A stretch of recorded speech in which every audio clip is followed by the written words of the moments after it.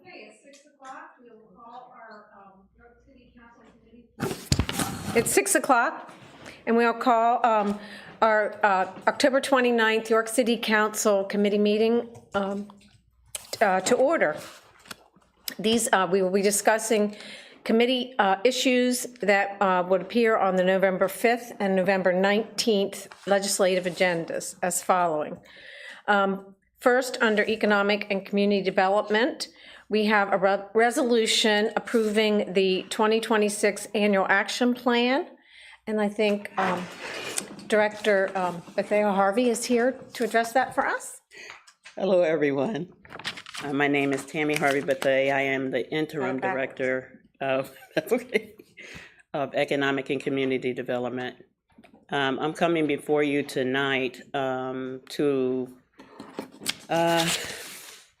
talk about our resolution for our 2026 funding for CDBG and home. This is just a speculation because we really don't know what's happening in this climate. So we usually come before you guys and we talk about who we are going to fund as far as our public services. But a 15% award on it this year, because this year in 2025, we had to actually talk to our recipients, our subrecipients that we had in the plan already, and we had to just tell them that we did not know what was happening. So we are not putting any names or just specifically putting out anyone specific this time. So you will see just the 15%. I just wanted to show you, talk to you about that one. So, but everything else is pretty much the same. So every year about this time, we come before council and we are talking about what we are going to do. So this is just a kickoff. It's not anything specific. We just have to do this because this is a requirement from HUD. So after we get this approved, we will send this up to HUD, get their approval, then we're going to come back before you guys with, real details. So. Okay, do we have any comments from council? Yes.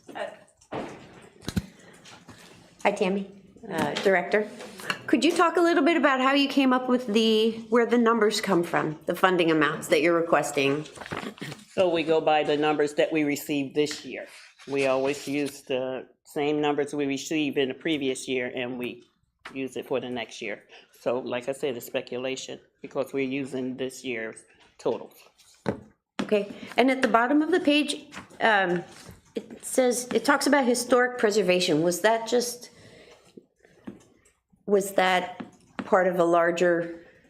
That's regulation. We have to always put historical preservation in there, in our wording, yes. Okay.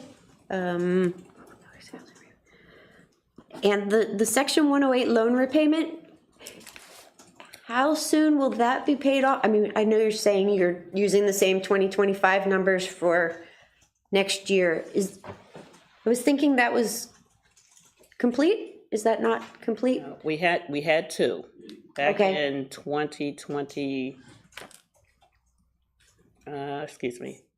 2007 was one. It was for $2 million. We repaired the streeting, the street lighting, and the streets on Queen Street, the total Queen Street. We took out another loan. Let me explain what the Section 108 first is. We receive an allocation each year on funding. So what we did was take a loan out from the government on our own money. Yeah, so, and we're paying it back. So we only have 5 more payments. We took out a $4 million loan. So we have 5 more payments and it should be done. We did South Queen and South George. We did the whole paving and curb cuts. Yeah, so we're almost done. 5 more payments and we should be done paying the loan against ourselves. Excellent. That's good news.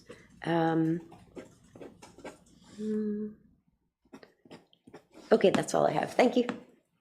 Are there any other comments from council? Are there any comments from the public? Okay, may I have a motion to put this on the November 5th legislative agenda? So moved. Or Second? second? All those in favor? Aye. I should, at this time, we have a reduced council tonight. So rather than do it by committee, we're doing a committee as the whole with the three of us. So we'll be voting on all of the agenda items. Okay, next, we have a resolution authorizing an ARPA funding agreement with the York Community Resource Center. And do you want to address that? Yeah, this is the same one I brought to you last month. We were just still finalizing the program with our ARPA consultants and getting the agreement going. So I put it on there to make sure I had a placeholder for it, and we just didn't meet the time to present the agenda item for the second meeting in October. So we're shooting again this month. So essentially just, I need another placeholder so that I'll have everything in place by the deadline for the second meeting in November. Are there any, and this would be for job training? Correct. Do we have any comments from council? Just a quick question. When it's for job training, do they have to spend it a certain way specifically, for example, on salaries? Or do they have the ability to use it toward their whole budget? There are some limitations, but for the most part, they're more concerned about the program they're offering and the services they are offering, and that the money has to go towards them performing the services. So if that's salary, if that's supplies, if that's whatever, I think there was concern about if it could be used towards essentially buying a property and renovating it. But for the most part, it needs to be based like what we just did for, was it APJ? It was for the services they're offering that gives the job training to the community. Thank you. Are there any comments from the public? Thanks. Walker, West King Street. Just a point of clarification. We know that these funds were obligated in 2024, correct? That they were obligated in 2024. The money was earmarked for and part of our interagency MOU for job training. It's $400,000, correct? And with that obligation, was there this is just a functional question, was there a contract in place in 2024? Or is this what's happening now? No, that's why it was part of an interagency MOU, that essentially the city had an MOU with the Department of Economic Community Development saying that to meet the obligation at the end of 2024 that we have a plan for this. If we didn't have an actual contract in place, we could put items on an interagency MOU that was approved by council to meet that obligation. Okay, thank you. Thank you. Are there any other comments? So may I have a motion to place this on the November 18th legislative agenda? I'll move. In a second? Second. All in favor? Aye. Aye. Any opposed? Next up, we have a resolution authorizing ARPA funding agreement with Crispus Attucks. And again, this is for youth job training, or youth training. It's for community job training, yes. And it's the same story. This came before you last committee meeting, and we had already given Crispus Attucks money early on, and for the purpose. At that point, it was on the back end, a specific project just for them, but it met the job training requirements. And so they had said at that time that they had more than $100,000 worth of need. So now that we have this separate project that's specifically for it, our ARPA consultants actually were meeting with Crispus Attucks this afternoon so that we can confirm the details that they do have eligible uses still for an additional $100,000. So that we should again have ironed up in time for the agenda deadline for the November 18th meeting. Do we have any comments from council? Any comments from the public? May I have a motion to put this on the legislative agenda? So move. Second. Thank you. The next item on our agenda is resolution number 68, supporting advanced of the York SafeNet public security camera system and authorizing access to city infrastructure. So I'm gonna open this with, I have a statement, I have some comments to make.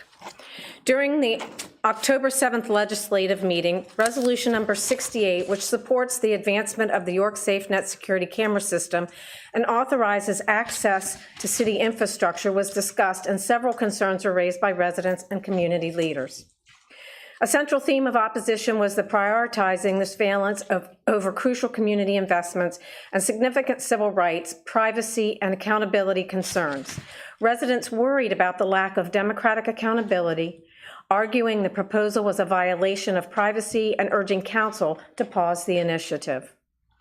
Concerns also included that York SafeNet is a private company and the lack of clarity on the type of cameras and data collection, blurred accountability, especially since private employees would be controlling public equipment. Other concerns included the vagueness of language regarding extenuating circumstances used to justify viewing into private homes.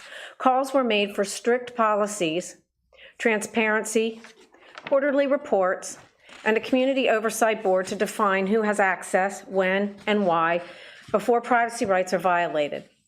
Furthermore, there were concerns about potential ties to ICE and the use of AI and facial recognition technology. Residents demanded greater transparency and accountability, noting that the scope and risks of the proposed system remained unclear. All of these concerns were all of the concerns outlined were heard and subsequently shared with York SafeNet following council's decision to return the resolution to committee. As such, York SafeNet has submitted its revised policy to ensure constitutional safeguards and best practices are maintained, and that was included in the agenda packet. You could click through to the revised policies, which I'm sure those of you concerned here did. These included specifically prohibiting the use of facial recognition functionality and intentionally not collecting unique biometric data like fingerprints or facial recognition. 2, they have committed to transparency and accountability by limiting footage retention to no more than 30 days and requiring that police abide by network policies and show a legal rationale for each request for footage. 3, keeping a publicly available periodic log of all police requests, access times and reasons. And 4, York SafeNet has committed to ongoing independent audits of camera placement, use of technology capabilities, practices, and policies to ensure the system serves the common good while protecting our citizens' rights. With that said, I would now invite a representative from York SafeNet to maybe come forward and briefly outline how the public's concerns were addressed in the revised plan. And I think we have Otto is here. Good evening, everybody. Thanks for having us back. Just wanted to offer a couple comments I'm hoping are helpful for council and for the folks from the public who are here as well as listening. Just about this initiative and maybe just clarifying a couple points that maybe folks are catching up on even as we've been discussing this for a couple of weeks now. The York SafeNet initiative is a public-private partnership, and so it's housed in a member nonprofit. Nonprofits by nature are owned by the community, the public, so it is a community nonprofit. And it's proposing essentially a public safety network utilizing city infrastructure, poles, right-of-ways where lines of fiber can be laid. And so that's what the nature of the resolution has been. Having been, my involvement is as a leader at Logos Works. Logos Works is also a nonprofit and has been contracted to help with the planning of this initiative. So we also have a community board, and so that's the nature of our work as well. I've been able to work with a number of community leaders, both from Better York, as well as folks who have been involved as volunteers, and then also members of our own board, a couple of which are here today with us. I think if you look across those folks, you're going to see that they're all people who live and work in York, who care about this community and have some interest in seeing this network done in a way that serves the community and also protects citizens' rights. So we've been working collaboratively among that group as well as with council at different points for probably 2 to 3 years. And so that's just helpful, I think, for folks to know that's the track record and kind of the intention with which we entered this initiative. We also heard the community concerns, just like you mentioned, Vice President, and we were glad to engage both folks who had some proponents who had suggestions, as well as critics who had suggestions. We care about the public safety, and we wanted to get the citizens' rights and protection of citizens' rights correct in our policies as well. So we've gone back and revised the policy document that was first submitted, that was attached to your council packet. It's on the website that we also published, that can be found at yorksafenet.org. And we also published a kind of a more user-friendly list of frequently asked questions, which we thought was kind of a shorthand way. So in case you didn't want to read 18, 20 pages of policy, you could kind of do the shorthand version and hopefully get a little caught up in that way. So we're committed to ongoing collaboration. I think the track record from even just the first meeting we had in early October till now, that's what we envision happening as this process continues to evolve and as this network really, we have a lot of work to do before the network's actually up and running. Between now and then, we see several more cycles of collaboration to make sure everything's in order and really works well for the public. The structure really is designed to work with police cooperatively and at the same time protect citizens' rights. So that's why that in the middle space of a nonprofit is a good position. So there's a bit of a kind of an in-between space for this network to live. I just quickly mentioned that the financial benefits of this, crime from a perspective of the RAND study, some of you may know, quantified that the cost of crime, judicial costs were estimated in today's dollars to be about $66,000 for every homicide. And that's just the judicial cost, the societal cost, up to $12.9 million per homicide to a community like ours. So those costs are real, and our goal is to try to help reduce those incidents in our community. The network does provide a pretty, if run well, provides a very efficient and potentially helpful way to solve and move through some of these incidents in our community and hopefully even prevent them, saving us as a community some dollars. In Lancaster, they have a very similar network. Tim Miller, who's the director of the Lancaster Safety Coalition, was recently quoted in an article, and on the county level, they're estimating that their system saved up to $2 million in fees for saving, basically making prosecution more efficient on that level, the county level. The nonprofit model and the membership element of that allows there to be shared costs across a number of different entities. So as you can imagine, it would be much harder for just the city to pay for a whole network like this. And the nonprofit membership model binds together other interested parties who can bring their financial resources together to do that. So that's another advantage of the system. Last thing I just say is just to clarify the request, this juncture, all we're really looking for is access to the city infrastructure so that we can begin finding folks who are stakeholders who would like to essentially make those investments, and we can move forward to continue to build out the structure. That's the essence of the request. I just want to clarify for everyone, our goal is to serve the community. We're not trying to impose anything on the community. Our board had a conversation since the last meeting. They said, look, our intent is to serve. We don't want the community to see this as something that's being imposed on them. We want them to see it as a community service. So I just wanted to convey that to you all as the intent of our board. Last thing, I'd just say, council approving this initiative and giving it their backing really signals to those who are potential collaborators on building this that the pathway is open and that they can potentially invest philanthropic dollars or even businesses, helping put some of the costs in a way that they know that the project's actually going to take place. So that's one of the reasons why this decision is an important one. Last, to just say, if any of you are interested in learning more, you can check out the website, www.yorksafenet.org, and the revised policies are there, as well as those Q&As, as well as just any other bits of information we thought were helpful for the public. We're committed to maintaining that website and continuing to share transparently where we're at with developing the network. So those are the comments I wanted to offer tonight. Thank you. Thank you. Thank you very much.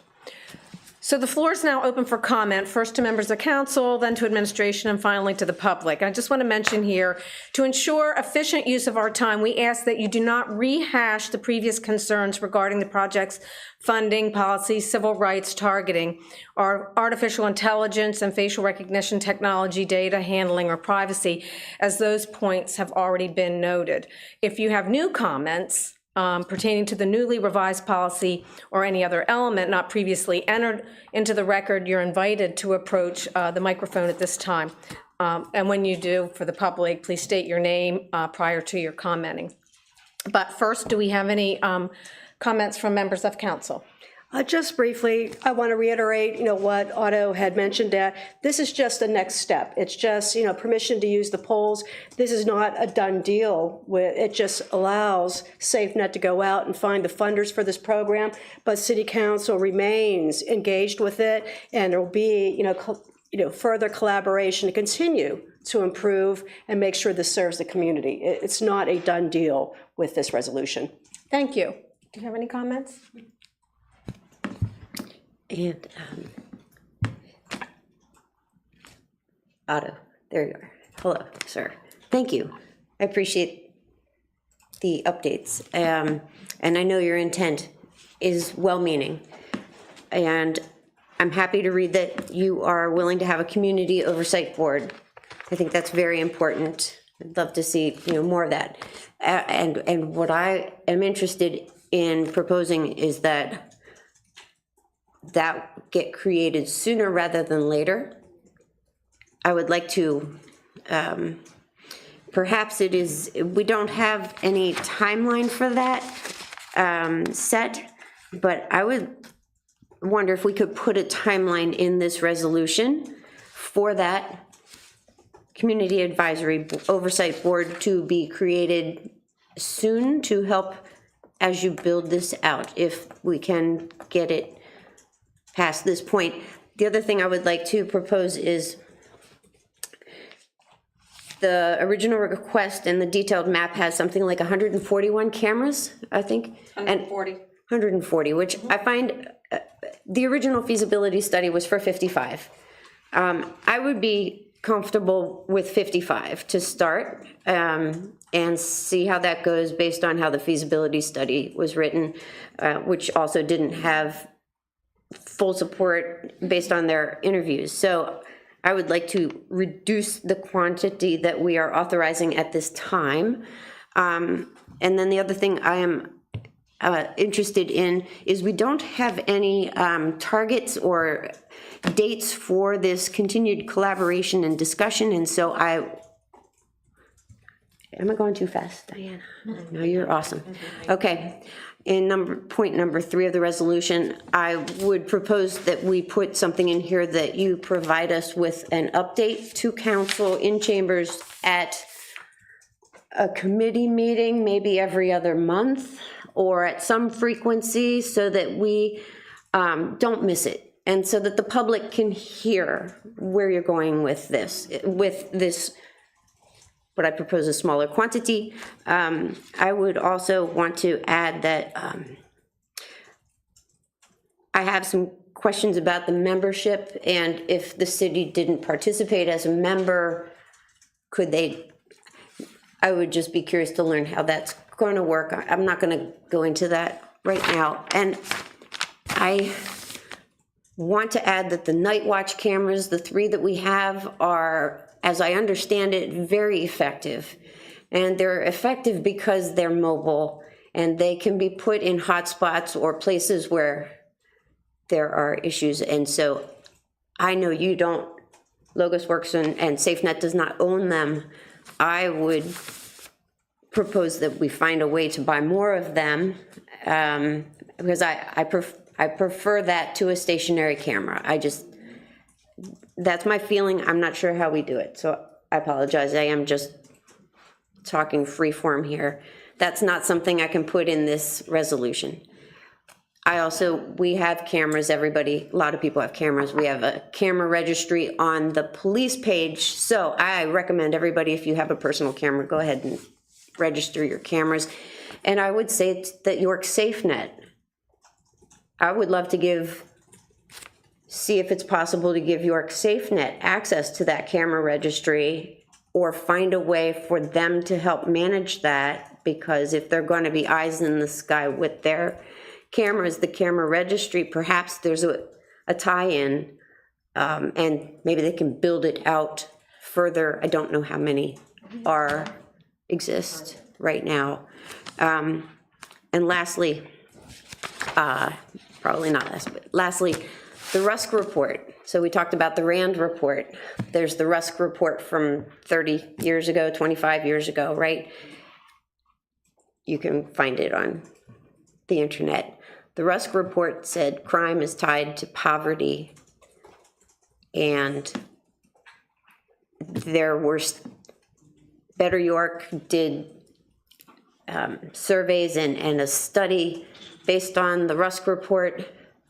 They came up with some plans to address the poverty issues, and then that didn't, I don't believe that went anywhere. And so, so while the cameras might help, I think we have to think if be useful to find a way to address poverty, and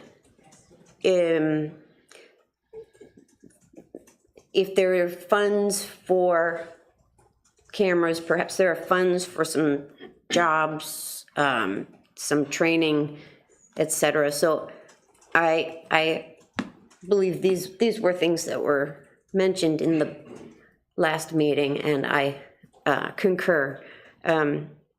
But I also know and have friends who have been victims and feel, okay, sorry, oops, sorry, went too long, who want the camera system. So with some minor changes, I would be happy, I'd be interested in it. Thanks.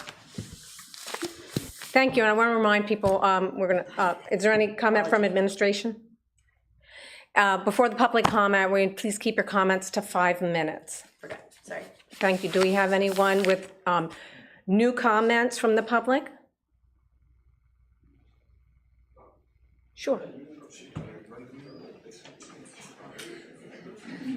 Hi, thank you. I'm sorry, this is my first time here. So what was it that you wanted me to ask first, or say first? Your name. Thank you. My name is Ian Manley, and I just have a couple points here. Are you a resident of York? I am, Okay. yes.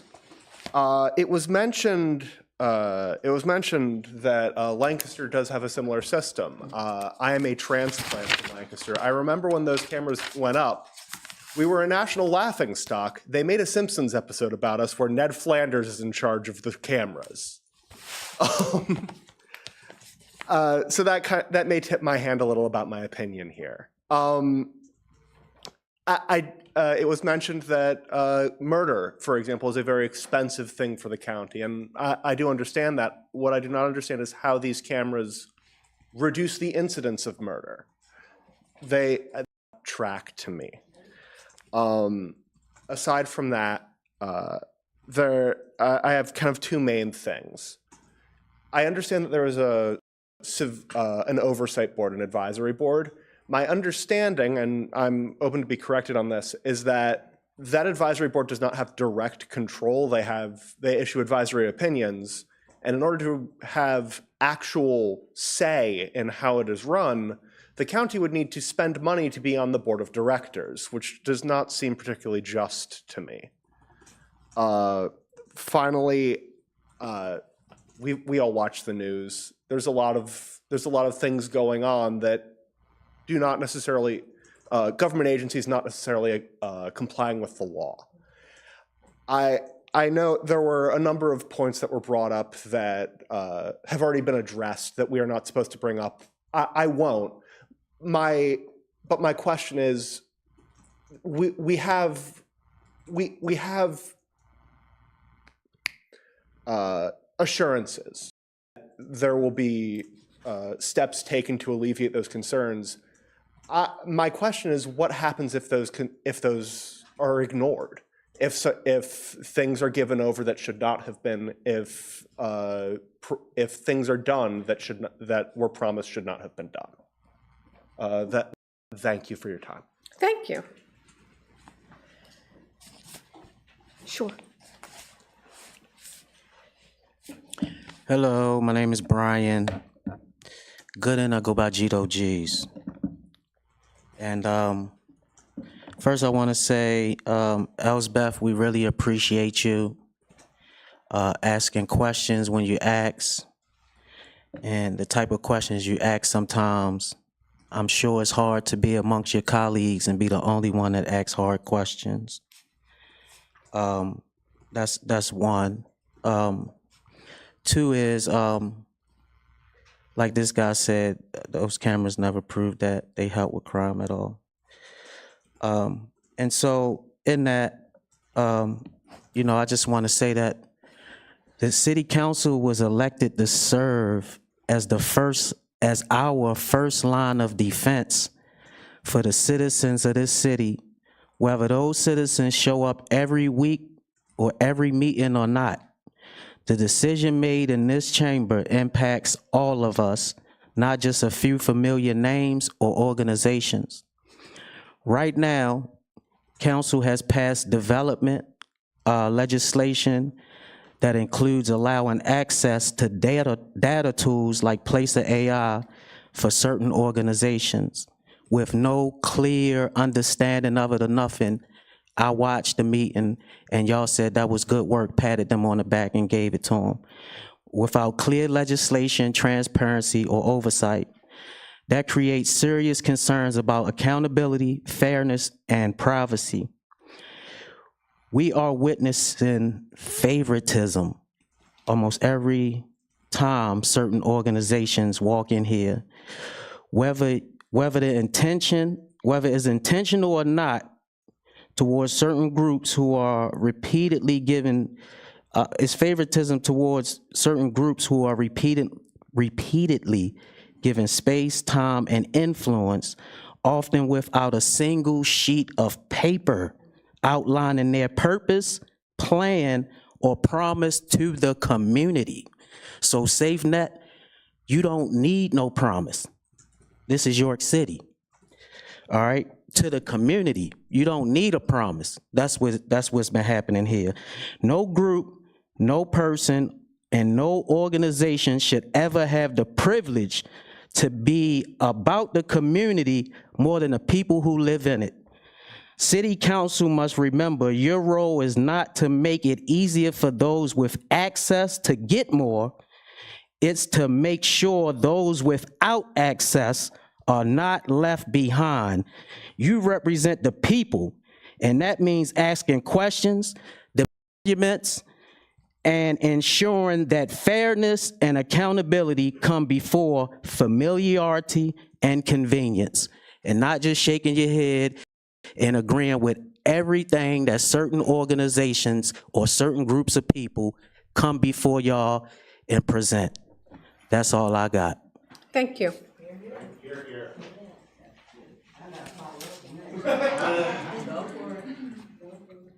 Sherry Washington, President NAACP, York County, York City resident, West Side. I concur with what he just said. And I know you mentioned we couldn't talk about civil rights, but that's what this is about. And so we did send you, even though it was late, a copy of what a CRIR document looks like. It is your responsibility when people come forward with requests to go through that, to ensure that our civil rights are protected for everyone. In regards to the updates, Otto, some of the residents, some of the community members had questions about the ambiguity with the police statement saying, yes, they would abide, but then no, they would have access. If you could clear that up. The second point was, at nowhere did you put in there, if a resident's information is shared and they submit a right to know, that you would abide by it. Because as a nonprofit, you don't have to. But we want that language in there. Because if you're missharing someone's information and a civil rights is violated, somebody's got to be sued. So that needs to be in there. And we're in agreement with City Councilwoman Bupp. You say that you're saving money by going through Better York and letting them fund it.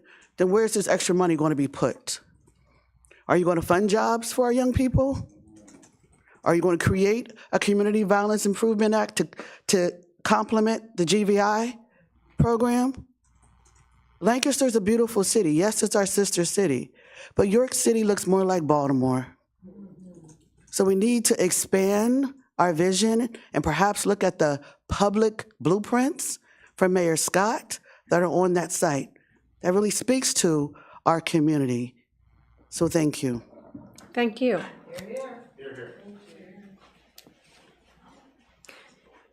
Yes.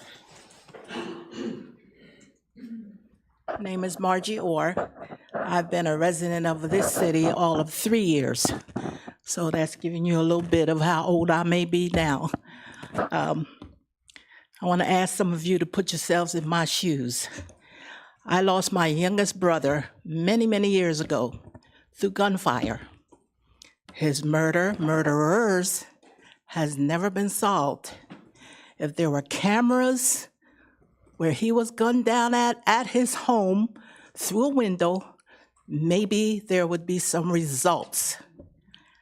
I'm on York City School Board, and I'm in favor of these cameras because I want to protect all of my children in this district and all their families and residencies.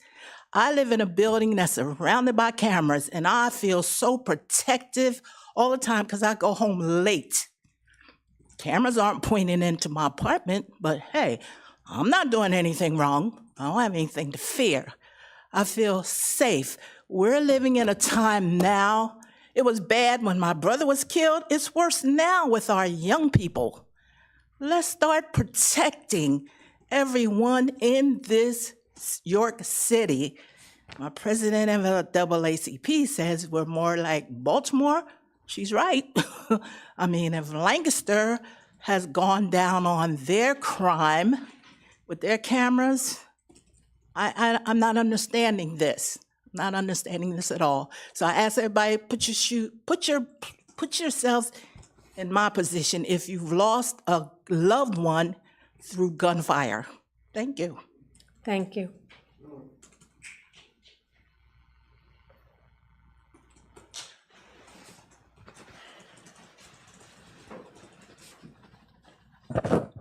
Manuel Gomez, resident, City of York.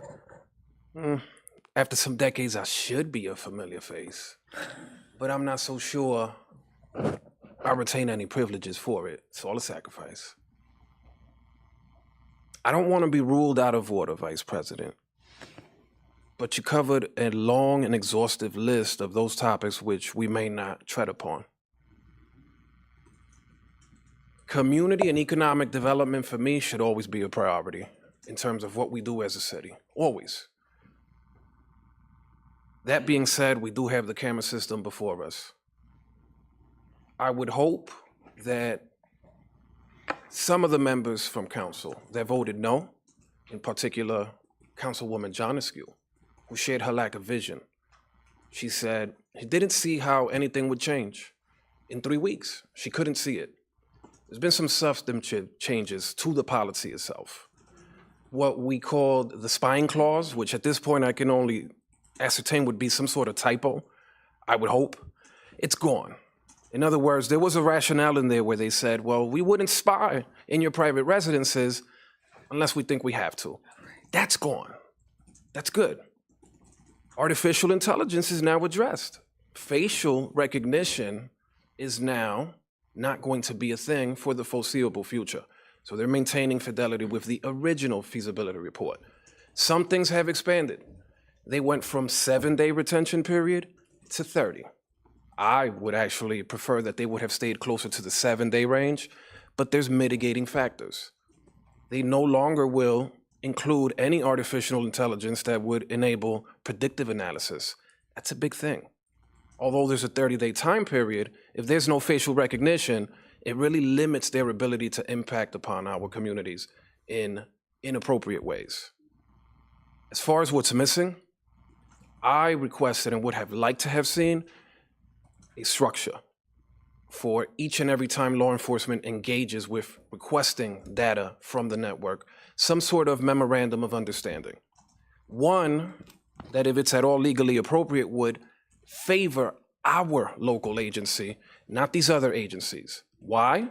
The federal government and sometimes state and other regional outfits handle data and community engagements in entirely different ways. And I'm putting it in vanilla terms.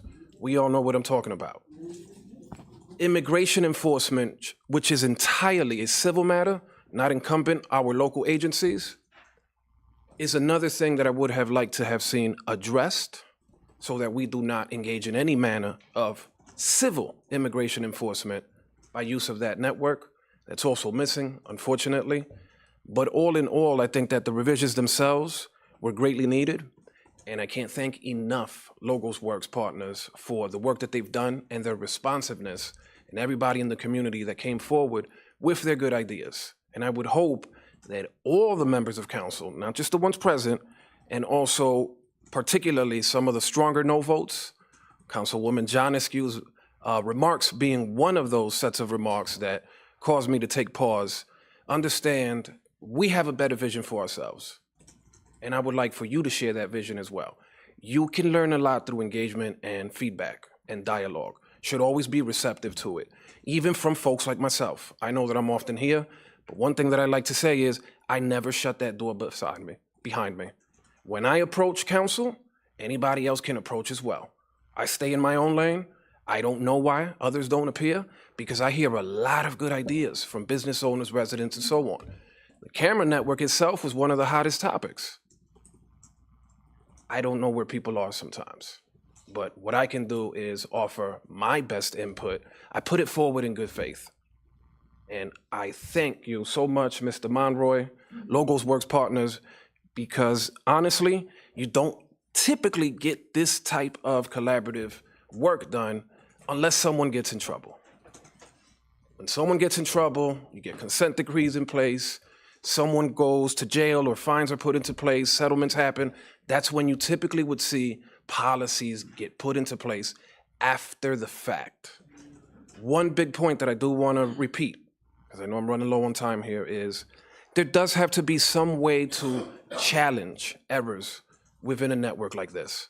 It's a fundamental aspect of protecting one's liberties and rights and access to information itself, because what's held in terms of your information, you should always be able to access. What that may look like, I think is something they should hash out, but that's a very, very fair point, as well as a timeline and roadmap. Councilwoman Bubb, those were very fair points as well. And lastly, I just want to say, I understand that this is only an initial step, but it was a very important and crucial one. 3 weeks in time, a lot was done, but I think it was well worth the pause. Thank you. Thank you. Are there any other comments? Yes. Hi, my name is Matthew Gargano. Say the last name again, Matthew. Gargano. I'm opposed to the resolution, and my opposition arose primarily from looking at the civil rights equity concerns that was raised by the NAACP. But as I started looking into the issue more, I felt that like the goals of public safety and particularly like the gun violence and violent crime deterrence just doesn't match up with measured effects of security cameras, as we've seen. I was looking at a 2008 study from UC Berkeley's Center for Information Technology Research in the Interest of Society that was looking at a similar program, the Community Security Camera Program in San Francisco, where I think it was about like somewhere between like 20 and 50 cameras were placed in high crime areas in San Francisco. And they were targeted in places with violent crime and high crime rates. The researchers concluded that despite there being a deterrence in property crime, there was very little evidence of an impact on violent crime, drug crime, or even vandalism. This same kind of trend can be seen in police force guidance shared by the Community-Oriented Policing Services Office from the Department of Justice. In their guide, Video Surveillance of Public Places, former police officer Dr. Jerry Ratcliffe concludes the following. CCTV works best in small, well-defined sites, like public parking areas, rather than across large areas. and CCTV is more effective in combating property crime rather than violence or disorder. I think this would help explain why placing the cameras in Penn Park or from like the Night Watch program would be effective, as those are in smaller, well-defined sites, and a larger placement of cameras across the entire city might not see the same benefits as that. I don't see any empirical data supporting the camera network would deter violent crime, and I believe that our time, money, and resources will be better spent on alternative methods of preventing crime rather than just responding after it occurs. As long as we're unable to prove that this type of camera system will meaningfully reduce violent crime, the added risk to equity and civil liberties that accompany increased surveillance are just not justified. Thank you. Thank you. Yes, is it Captain Baez? Thank you.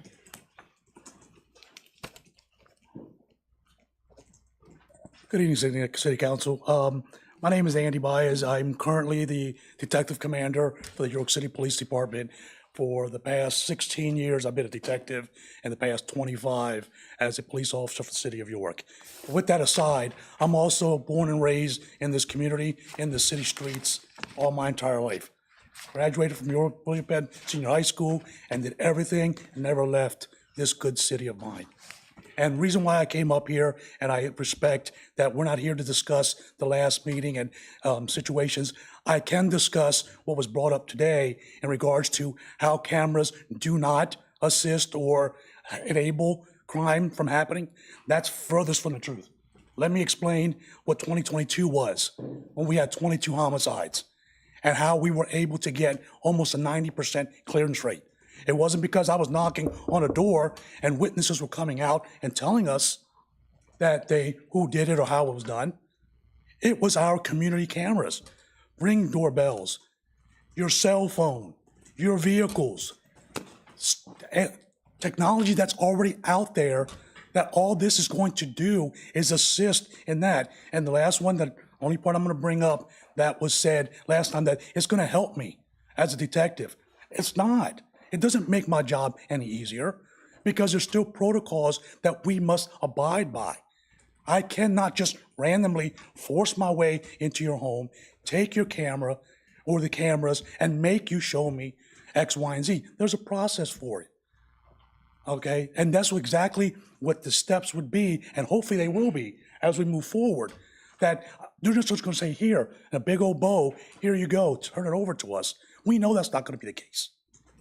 Okay, but when I am able to knock on the door of a family member and tell them I'm able to solve your child, your family member's crime because of the help of what we were able to see, it's so, the rewards that you get from those family members is priceless. The price of this camera system, minuscule, and what you get back from those family members who are appreciative of us being able to give them closure, whether it's a homicide or 20 break-ins down the college area of kids breaking in cars. So again, I don't stand here, I respect everyone's decision and civil rights and ICE, and I respect that wholeheartedly. But as someone who has done this for 25 years for the city that he loves, and able to say to a family member, I am able to solve your crime, unfortunately I was not, or we were not for Ms. Orr. That's why I stand here in front of you and tell you the benefits outweigh any negatives that people may have in this. Because I know this wasn't a system that, I'm sorry if I'm on time, that was done rational and irrationally. That we always knew there was going to be steps for this. And Councilwoman, you were talking about the Night Watch. Do you understand the manpower that takes? And it might not be much, but to move that camera, you're taking an officer off the street to hook it up to a car, hook it back up. Hopefully you don't damage it and whatever else. And then if you do damage, there's costs incurred. So although they're great at a quick moment to get there, stationary is always much better because they're easily accessible and we know where they're at. These cameras, there's so much going on in the city that if I were just to hook up a camera every day, that's all I do. I would literally have a 24-hour officer moving cameras to try to give people assurance. That's exactly what they want. Rockdale, big problem just a couple weeks ago. I guarantee you ask the neighborhood now how comfortable they feel with the night watch camera sitting outside, because we listened. This is what this is about. We're trying to listen to what the community has said to us as officers. Why don't we have this? Why can't we have what Lancaster has? It's not in our hands. It's in the community's hands. And we were supportive, and yes, we're grateful that's going to help, but it's not our hands to say, yeah, we want it because we're going to do damage to everybody. That's not what this is about. So I come in front of you like as someone who was born, raised, owned properties and everything else in the city. Although I don't currently live here, I still come here every single day, loving my job, loving the city that I was born and raised in, and anything I can do, because I can retire any day, to know that I left here knowing we left it better than when I came in 2000. That's all I want. So I thank you guys for listening. Thank the community. Again, I'm here to listen to all of it, and I get it. There is goods and bads, but I know this is good more than you will ever know. Thank you. Thank you. Yes, Lester?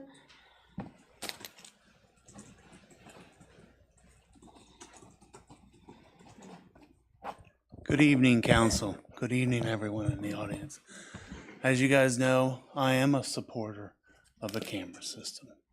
This is, and hopefully I won't overstep and talk about things that were already discussed previously. But, so I am a supporter of the camera system. I do think it has values.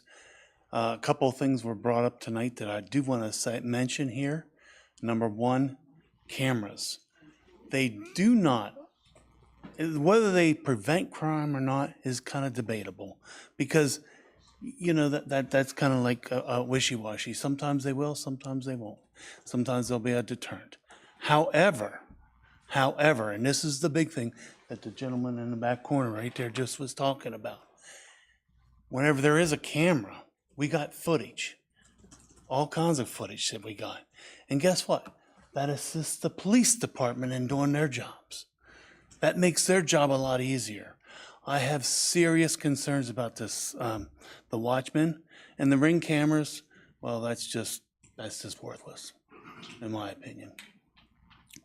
You need a subscription to really make those things work, and I don't believe there's that many out there. But anyhow, so I think the cameras can help and assist the police department with crime. Give them another edge, because a lot of witnesses won't come forward. Oh, they've seen what happened. They know exactly what happened. But will they come out and name that? No, because they're afraid. And I've been in that spot. And I can understand why they wouldn't do that. Okay? The other thing about a camera is when you got the footage there, guess what? The prosecution becomes a little bit easier. That way, whenever you go and you prosecute these people, you've got evidence there. Okay? So those are two of the reasons why I feel it's time to move forward with this next step with the cameras. Do I like the idea of the citizen committee? Yes, I do like that. And I think most people would. The 55 idea, as long as you put a couple on the east side, I'd be happy with that. We need a few out on the east side there. Because the watchmen there, the watchmen right there, they take up parking spaces out on the east side. And when you put them in a parking lot, it makes the parking lot safe, but that doesn't do much for the rest of Market Street to 600 block. And so I got that right there. The other thing too is, I did want to mention this. I do think the cameras could have helped us out. There was about 3 weeks ago, there was an incident on the west side with residents were complaining about packages being stolen. Well, you know, this might have been helpful. It might have given the police one more tool to assist them with that. It might not have helped the incident that happened, which I'm going to congratulate Commissioner Muldrow on how he stepped right out there in front of it and took care of that issue and did a great job at it right there. But what I want to say there is we need to give the police the tools to do their job. The organization is trying to work with council, is trying to work with city residents. Let's give them a chance. Let's move it to the next step. That's all they're asking for right now. So I'm going to ask that you support this and move it to November 5th. Thank you. Thank you.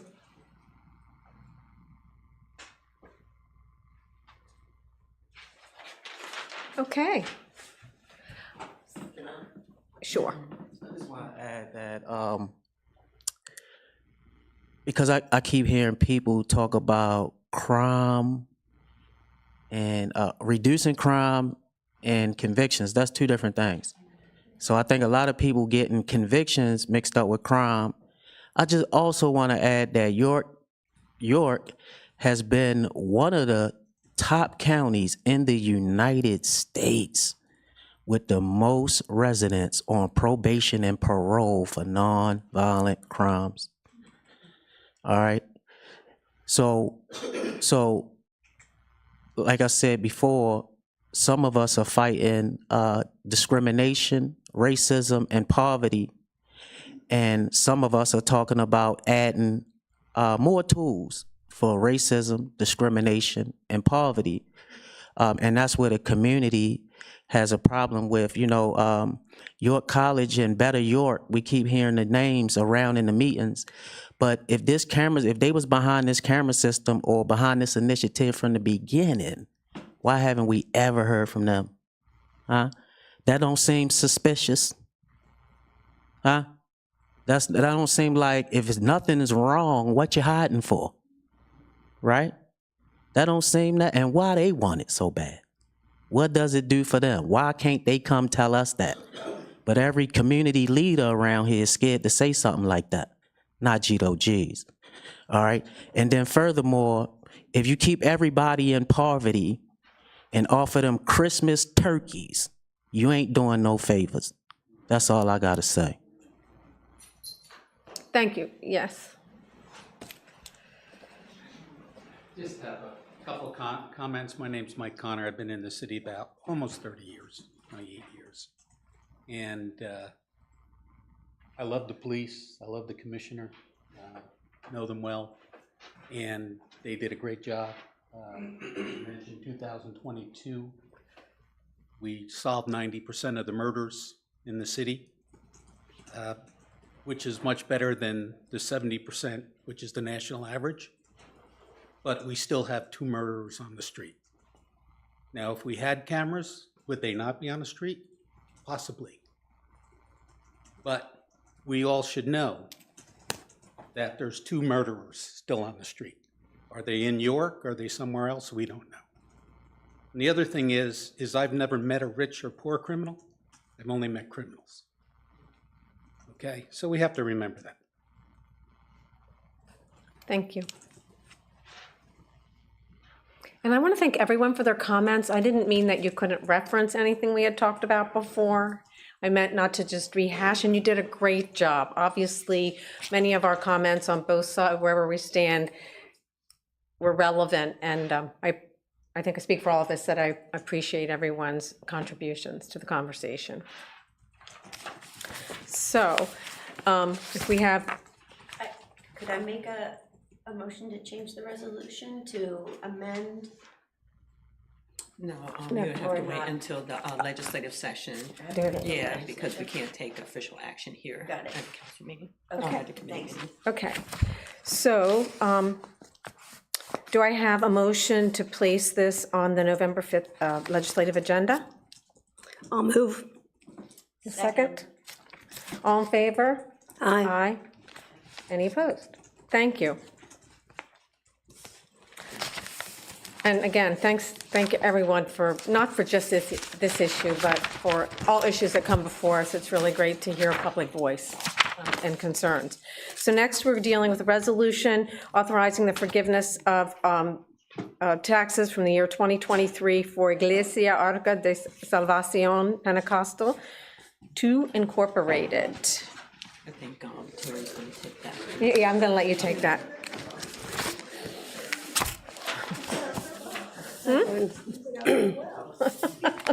Oh, I speak some Spanish. I've had a lot of Spanish in my life. Yeah, habla español un poco, pero.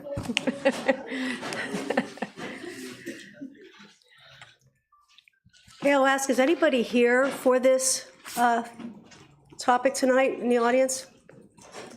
All right.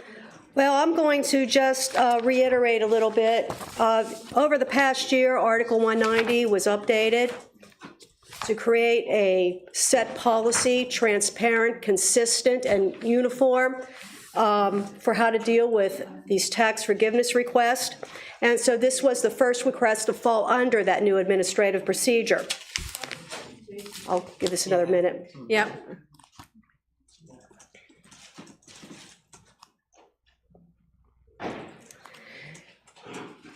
So if you want to think about when HARB, as an advisory board, gets an application, they make a decision, that recommendation comes to council, and then council votes on it. This new tax forgiveness ordinance is working very much the way the HARB does. So a request for forgiveness for a tax was made. A review committee did make a decision, a determination.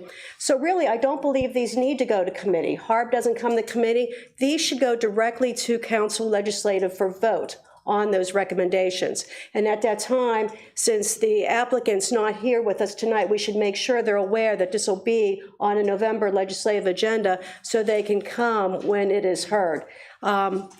Is there an official, way that we just take this off our, committee meeting and move forward, not putting them on committee? Yeah, I mean, we can, I'll just do it, but when we do our rules and stuff, I'll go ahead and add that, this will be one of the, I'm sorry, I'll have my mic on. I don't think we need to do anything official. You need to just send it straight to the committee. I mean, if you all just want to say, let's go ahead and vote this out for November 5th, and then from that point forward, we'll make sure that they go directly to legislative session. Yeah, because there's really no work to be done on it. The review committee does the work, and then we just either, affirm or not affirm that decision. Great comment. You know me, I'm the queen of policy. There we go. I'm also a rule follower. Do we have any comments from administration? No, or public? So do we have a motion to put this on the November 5th? Move. Second. All in favor, aye? Aye. Thank you very much for clarifying that. Next up, we have a resolution authorizing an agreement with the York County SPCA. I think probably any one of us could talk to this up. Should I defer to you? I essentially have just submitted it on behalf because department, because of the amount of the threshold in terms of council needing to approve the mayor and the controller signing it before it can be done. I think there was a very good presentation by the representatives from the SPCA a couple meetings ago, and I believe you all have been able to address your concerns and questions. Essentially, we were all well aware that this was coming in terms of an increase into the fees that the SPCA charges. I think there's excellent value. Like, essentially, we need them in order to do what we have to do to keep our, animal populations and the safety concerns of the city. And I personally think they made a very good claim in terms of why they need to ask for more from us. I just add that they, when we're going to vote on something, we can't meet as a group. But I think those of us here all met individually with the SPCA, and they did go over it. Last year alone, they took in 757 animals. About split close to 50-50 from the city, only just from the city. And apparently we are one of very few, most states have a state policy on handling animals that we do not. It's up to our local SPCAs to do this. But are there any comments from the public on this? And this amount's already been rolled into the police budget. It is, that coming year. It has been. It's in the proposed budget. We haven't voted on, but it is in the proposed budget. That said, any other comments? Just briefly, I want to let people know that the SPCA is a countywide, 67 jurisdictions. They have a $5 million budget, which is really small compared to all the work that they do and all the need that exists. The director did come here and he said they take all cats and all dogs, and I think he misspoke because they don't, because they can't, because there are many out there, many feral colonies in the city, many people doing good works in different neighborhoods, taking care of their own feral colonies. If you trap a feral cat specifically, and you can take it to the SPCA and they will spay or neuter for $25. It's a deal. It's great. They will also give it the rabies shot. And so that's where public safety comes in. You want these stray pets to have the rabies shot. You can rent a trap from them if you're going to try to trap your own in your neighborhood and take it up there. They've got a great website. Please read about it. Please spay and neuter all the cats you can. I've done about 10 so far this year out of my own pocket because that's how it is. And I would love if they could afford to do it for free, but they're only $5 million and they use it wisely. I would love to see them double in capacity. We have that much need in the county. And so this was just a little soapbox. I just wanted to let everybody know they're doing a lot of hard work, but we also need everybody in the community to step up and try to trap, neuter, release the feral cats, the stray cats, and I'll leave it at that. Thank you. I totally support this. They're doing definitely this much work for the city. Thank you. So, I have a motion to put this on the November 5th agenda, legislative agenda. So moved. And Second. Great, it moves forward. And the next item on our agenda is the resolution authorizing an agreement with all city management services for crossing guards. I think we have revisited this before. Yes, we brought this to you before. There was concerns about how the RFP was reviewed, so we took it back, and Solicitor Flower would be able to, she was part of the team that was part of the committee that reviewed it, that ultimately came up with the bid review results that are now included as part of this resolution, which shows that all city management did score the highest. It also does represent that the one local vendor did get the 15 points in accordance to the Smallwood Act, but that still did not, they were the only one eligible for it, they received it. So essentially the highest everybody else could get would be 85 points. And they were still not the highest essentially score. So we are recommending that we renew the agreement with all city management based on the results of the RFP.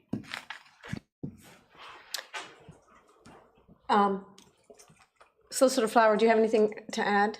I don't. I was just trying to think who exactly on the committee. So I advised the committee as to the process. I wasn't actually a member of the committee. I didn't review the scoring. I know there were, I'm trying to remember if there were 4 people. I think there were 4 people that reviewed it, and I can get you more information on. And I was not one of them. Yeah, so I took myself out of the process. I know Assistant Business Administrator Dan Hevner led the charge. We had, I believe, Deneen Collier, who is one of our senior accountants, was on it. Who else was it? We had a couple other people that were. Somebody from Public Works. Sapphire was on it. I know Laniers from Public Works, our environmental specialist, who just went through a giant RFP process with our trash hauler, was on it. Captain Lentz reviewed it as from the police department was on it. So yeah, we did step back and make sure that we had kind of a nice disbursement of individuals within the city take a look, and they reviewed all of the RFPs and then did their own scoring, and then the scoring was averaged. Do you have any comments from my colleagues? Just a quick. I feel like 136, the Article 136, I believe it included that somebody from Economic and Community Development should be on the. Not for reviewing the actual RFPs. The reviewing essentially the eligibility to get the, to be distinguished as a smaller local entity to be eligible for, the committee comes into play, but not the actual review of RFPs after that point. That's done within administration. And there were actually 5 people on the review committee. It was Jace, Deneen, Sapphire, Captain Lentz, and Dan. Who's Jace? He's a staff accountant. Staff accountant. Who helps with procurement. So 2 accountants, someone from police, and someone from business administration? And from public works. And public works. And public works. Tammy was too busy. Or we would have brought her into. Oh, yes. One of the committee members flagged me after the last elected officials meeting and said, well, their RFP just looked better on paper. So here's always my dilemma with this group. I don't believe the performance matches what they've put on paper.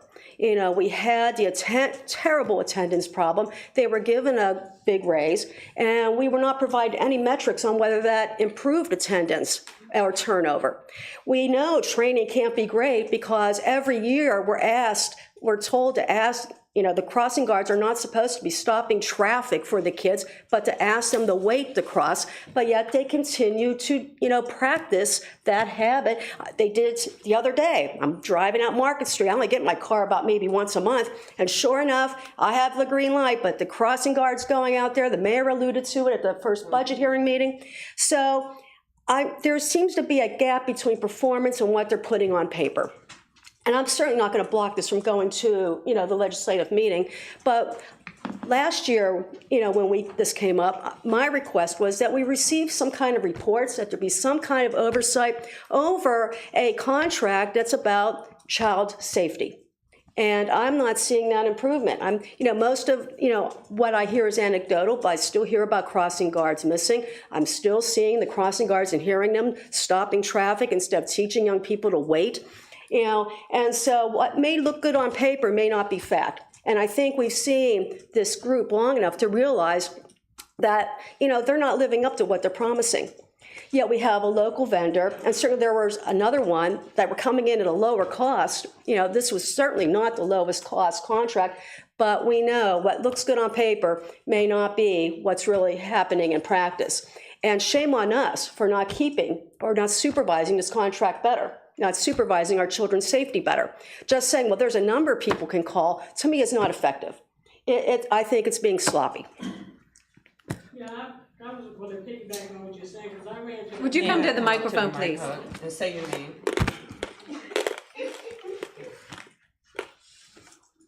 Hi, my name is Gwen Jones. I had that same issue. I was going to ask, I didn't want to, you know, not be out of line with asking my question. Far as crossing guards, because I ran into the same situation. I'm coming down Roosevelt Avenue and, you know, regular flow of traffic, and then next thing you know, you see a crossing guard jumps in the street. I had the green light. It would cause me to brake, and the other cars behind me almost ran behind me. And I actually called to the city department. They said, they have the right of way. I didn't get that, because what she was doing was, I had the green light. Georgia was standing here ready to cross that way, and she's stopping me to let them cross. I said, but you're teaching them to cross on a red light. Yep. So I just want to know, so as a resident and a driver, you know, because I'm, you know, there's times now there's traffic, who's right if I'm coming down the street and I'm slamming on my brakes not to hit the guard? That's my question. Thank you. Sure. Ryan Supler. I'm also a York City School Board member, and I share the sentiments of Ms. Janescu. And I was going to ask if anybody from the district administration was part of the committees, and then for a process question, if this does pass or go through, And so this would come to the district and say the district rejects that. Where do we go from here? And that would be like, how do we move forward in that situation? And I'm not speaking for the whole district or the whole board or any kind of situation, but just as a process. And we typically don't get into a back and forth, but I will just mention that and it says in the ordinance, the school board has basically charged the city with taking this on. Yeah. It doesn't go back to, they've moved it forward, so, to the city, so. And then And I don't know the history on that at all. people don't show up, that it's my understanding that staff members go and fill these roles to make sure that the kids are safely walking across the streets, and then that takes away from, of course, our staff members being in the buildings. That happens, the staff members go? To make sure that the kids get across safely, yeah. Thank you, thank you. Are there any other comments? I'll give you guys a break. I'll move that this gets moved to the November 5th agenda. Do I have a second? I'll move. Okay. All in favor? Aye. Aye. Any opposed? Good. Next, it's your turn.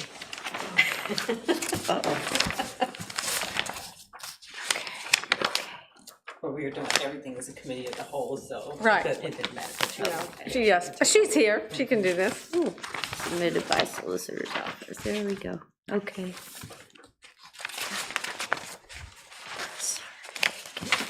Okay. Getting to the right page. This is, we are, Bill, I'm trying. Okay, Introducing, is it? We have a bill amending Part 13, Planning and Zoning Code relating to vape and smoke shops. There we go. There we go. And this was in committee before, wasn't it? And we talked about it, and now it never came out of committee. No, it did. It came up for vote and we tabled it. Tabled it. We tabled it to strengthen the legislation. We needed the companion licensing of the current shops in order for it to be effective. And so tonight before you, you have both pieces of legislation. Okay. I will just.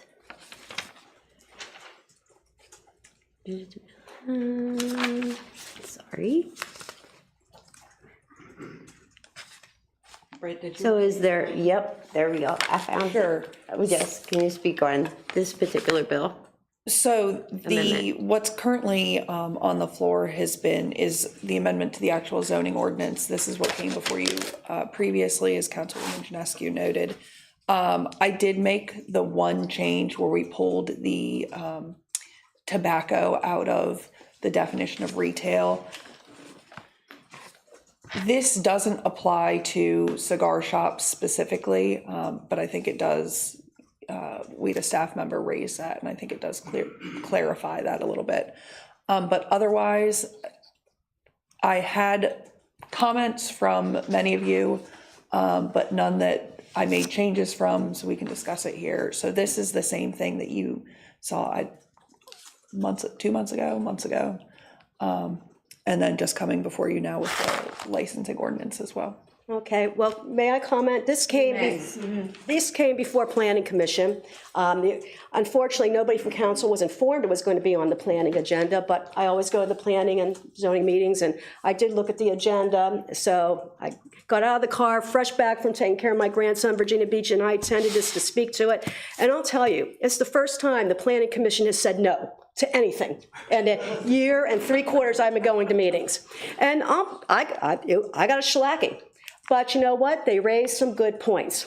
Among their concern, that they thought the ordinance should be more data-driven, But frankly, the anecdotal is very important. A mother reporting that her daughter's in a went to a hospital because she obtained some of these products, that's compelling. They did not care for the 500-foot limit, especially how broad it was. They were concerned about the impact on Turkey Hill type shops, and they were concerned about whether corner stores will fold if they can't sell these highly profitable items. They favored taking the question items and making sure there was no self-serve, they were under lock and key, and removing them from windows. They also noted that in the zoning ordinance, there was no enforcement, but the enforcement's been added to the licensing. So I think some revisions were addressed, that 10% was replaced with 5 square feet. And I forgot to mention that, Yep. I apologize. The general provisions. Now, the 500-foot distance remains the same in the zoning, but it's narrowed in the licensing to just where children are.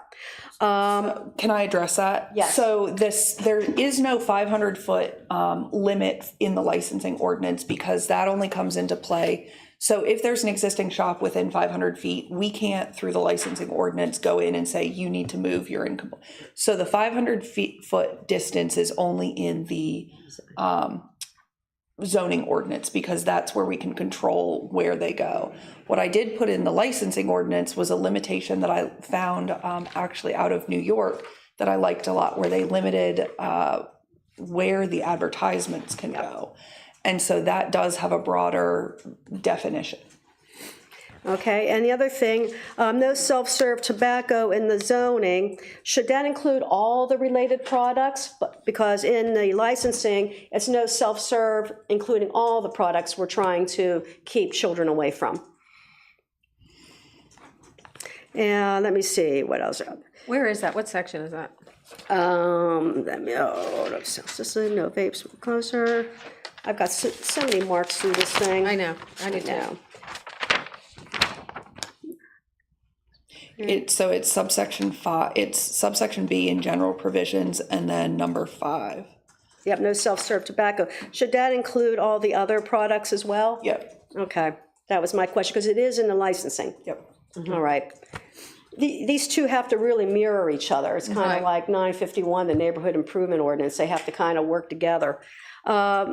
Windows should be clear. Again, maybe removing display paraphernalia. We have that in the 500 feet in the licensing. I don't know whether that's something we want to add to the zoning.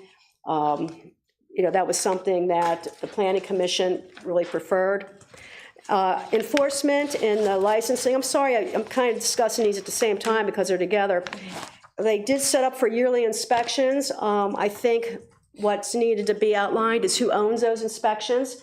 And it is outlined there's a fee, but that the business should be paying the fee. Maybe that needs to be specified.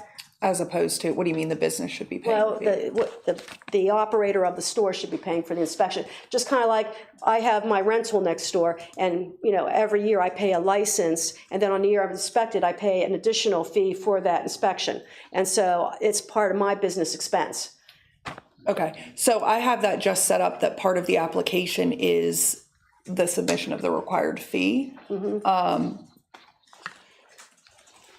So I guess I'll talk to you about that one. Okay, but those are the things. Okay. So I think we addressed some of the concerns, that planning had, when I introduced it.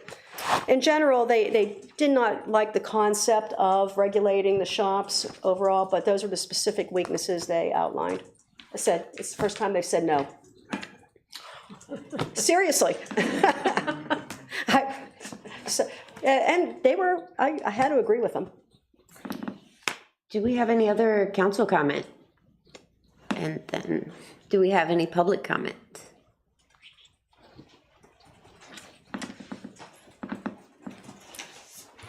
Michael Walker, King Street. And I actually agree with Councilwoman John Skew. There is, and my question to you is, what has the solicitor presented as a litigation risk analysis on this? Because you're going to get sued. We're going to get sued in the city on this specifically. There are significant constitutional issues here, and I am absolutely for the regulation. It's in our neighborhood, et cetera, et cetera. But at the end of the day, there's already been precedent set. For instance, with the zoning issue, with the zoning issue, there's already been precedent that's been set as it regards the 500 feet, et cetera. I think it was Lorillard Tobacco versus Riley, and I think that was 2001, where that was struck down. So there's already precedent where we have language that is actually less broad, or actually broader than the language that was in Lorillard Tobacco, et cetera. So we're definitely going to have an issue on the litigation and the constitutional aspects of this. And at the end of the day, what has that risk analysis been presented to you as going forward? Because there are significant issues. There's First Amendment, Fourth Amendment. And again, this is not to advocate, but the responsibility, the fiduciary responsibility is on City Council to consider what this is going to cost the city in the long run and the short run. So that's my thoughts. Anyone else have any comments? Okay. Please come to Manuel Gomez, City of York. I agree with Councilwoman John Askew and Mr. Walker. I must concur. You're certainly going to see some challenges to this. There's just too much money in it. Even if the basis wasn't there with Lorillard v. Riley and all of that. Proximity bans I've never been a fan of. And that's always going to be a touchy subject. Be careful. Another thing that stands out here, and of course, we're all cameraed out, but you have to have a camera, and of course, it's just very vague and generic. You have to have a camera, and you have to give the city access, and you must retain the data for 30 days. No, that's just going to be another problematic issue. I'm not sure how that language was in the licensing, and please forgive me. We're all over protocol today. At least on this issue, we're mixing licensing with the planning, and that was an interesting meeting. But there's a lot here that you guys should review before you actually put it on paper, because the risk is real.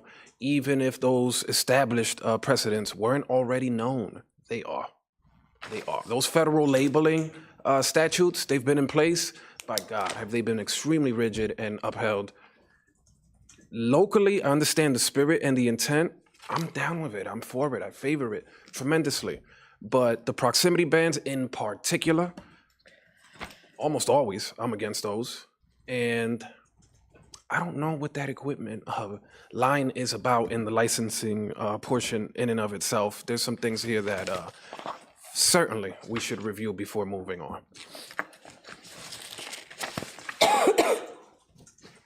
Any other public comment? Okay. I would like to move that we keep this in committee. Can I make that motion? Yeah, if you want. You want to make the motion? I would make a motion that we keep this amendment in committee. This bill amending Part 13 of the Planning and Zoning Code. I think we'll make a motion to keep it in committee and review it in light of the public comments. I'll second that. I think it does need more work. I agree with the spirit of it. I want to protect our children, but I'd rather get this done right. You know, it may take a little longer, but I do think we have some issues that still need to be ironed out. Yeah, I would agree with that as well. Okay, so we call for a vote to. I'll second it. Oh, Okay. you second it, and, yeah. All in favor? Aye. Okay, that will stay in committee. The next item is establishing Article 324 licenses for vape and smoke shops. And I think we'd be doing the same thing with that. if we I agree. don't need to go through, do we need to get public comment on this, or do we feel like we got enough before? So I would just make a motion to keep this In committee. in committee, this Article 324. I'll second. Okay, second, and all in favor? Aye. Aye. Yeah, these work together. They Yes, should I think they should. I agree. keep it that way. Yeah, okay. And I think I just need to reiterate for those listening that while there is legislation on the table, no shops can open. Yes, and I did alert DECD when we tabled this bill earlier. And so they're aware, that that's in place. Right. Okay. Cool. And we have one last thing on the agenda. It is an amendment to the rules and procedures of the council.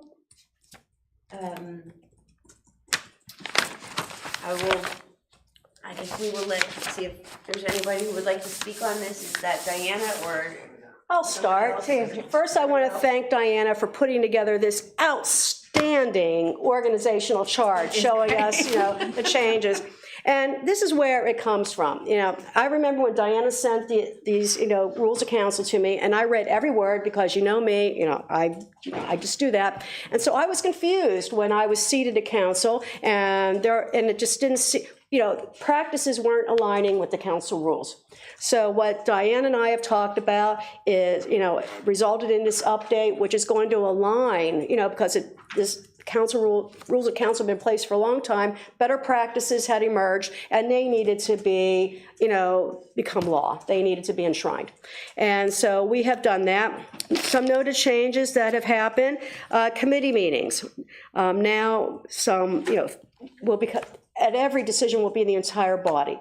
One of, the concerns I had, and it hadn't happened, but the 2 members of a 3-member committee could bury something in committee that might benefit the community. Now, the liaison will introduce, on behalf of the department they represent, whether it be econ development or business administration, but all members of council will vote on that.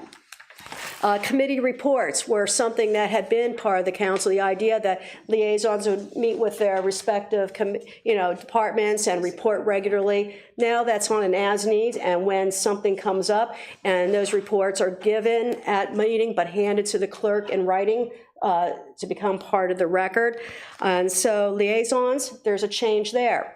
There will still be a liaison for every department, but remember we updated the boards, authorities, and commissions legislation, and so now there will be a council member as a liaison to every commission, board, and authority. And so, those can be rolled into, the idea is to be aware of what they're doing.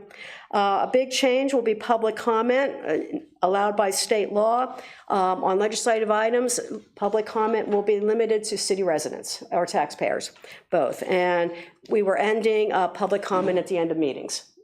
Further public comment will happen at the next meeting. Did I catch everything, Clerk Thompson? Yeah, that about sums it up. Let's see here. Yeah, I think you touched on pretty much all of, pretty much all I guess of it. the overarching thing is we took some authority from individual officers and council and spread the authority across the entire body.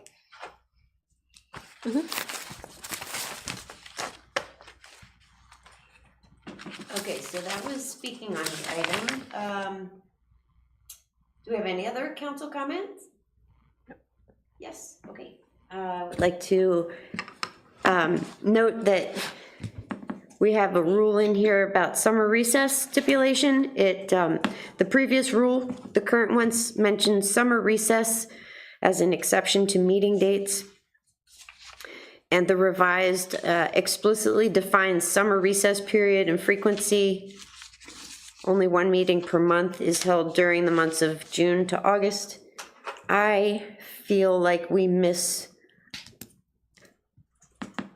important city business when we're off for the June, July, and August, 3 months.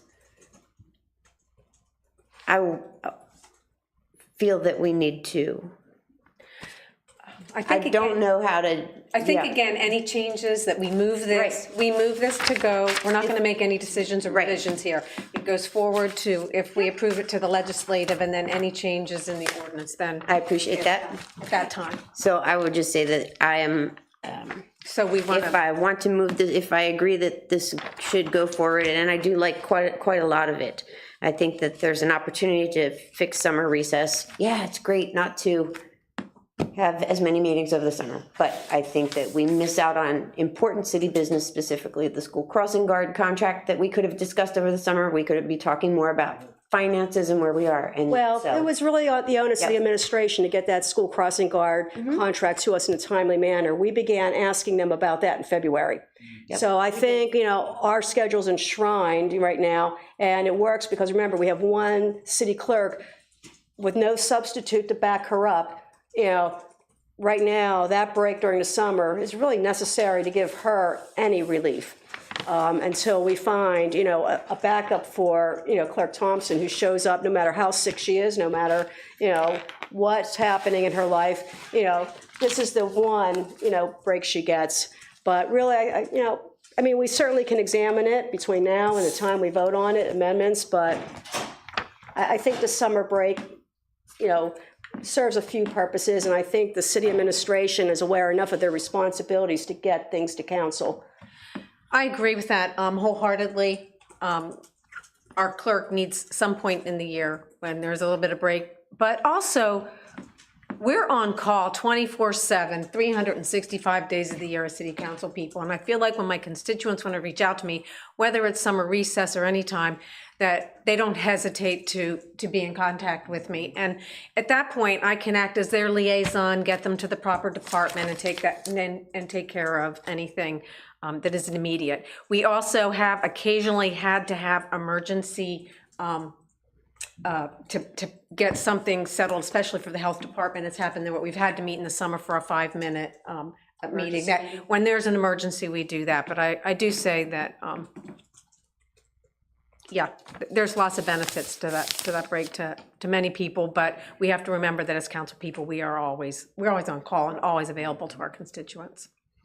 And I would like to add too, after being here for almost 30 years and never missing a meeting, even when there were 2 meetings a month, now there's 3. So there's out of 4 weeks of the year, there's 3 meetings, 3 weeks where I'm doing agendas and minutes. Okay, so that is a lot, and I am your only employee. So during the summer recess, that gives me an opportunity to go to my family reunion or go on a vacation that I never had gotten before because I was always here. I can never miss. I'm the one person that has to be there all the time.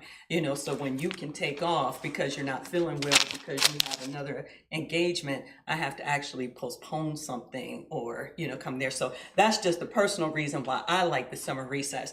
The other thing is that state law also only requires council to meet once per month. That's state law.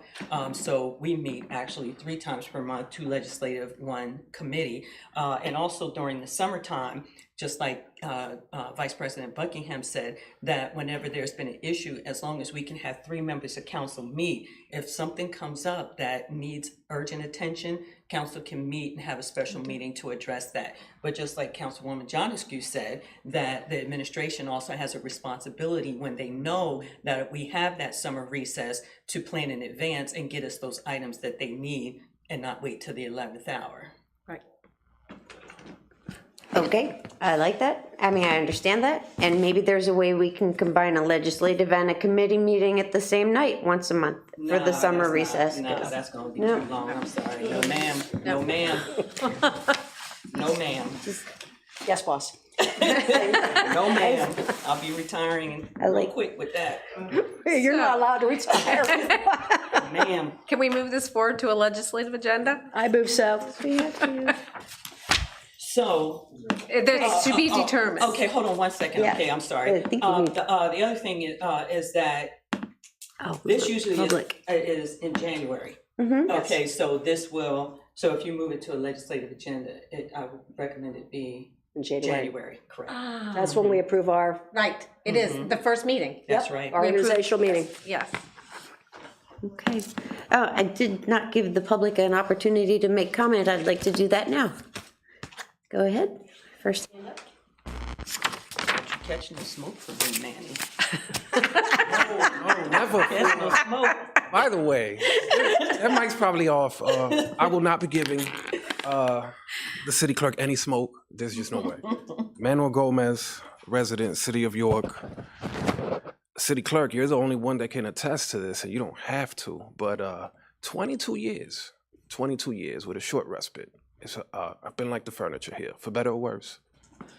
I don't like the fact that we would like to stipulate that public comment would only be open to quote unquote local stakeholders. This is the most accessible council in all those 22 years that I've ever attended. The most accessible, the most comprehensive. I could go on and on and on with all of that. Don't be surprised, because a lot of times we just have to make the points we have to make. We don't get to go into the good stuff. To narrow it down to just quote unquote local stakeholders, when often I'm the only one not paid to be here. Think of the complex that I feel. Doesn't matter, I'm not bashful, I'm coming anyway. But the only one not paid to be here. It's the press, myself, the administration, wonderful city clerk, and the elected officials. Who is it? What do they call those? Solution searching for a problem? You're going to have gun owners of America appear. You're going to have the ceasefires of the world appear. They're not always going to have local, quote unquote, stakeholders to stake that claim across those various hot topic issues. What of it? It's okay. We should be welcoming that type of dialogue. I don't think it's excessive. And of course, I'm one of those very, very, very uniquely placed to say so.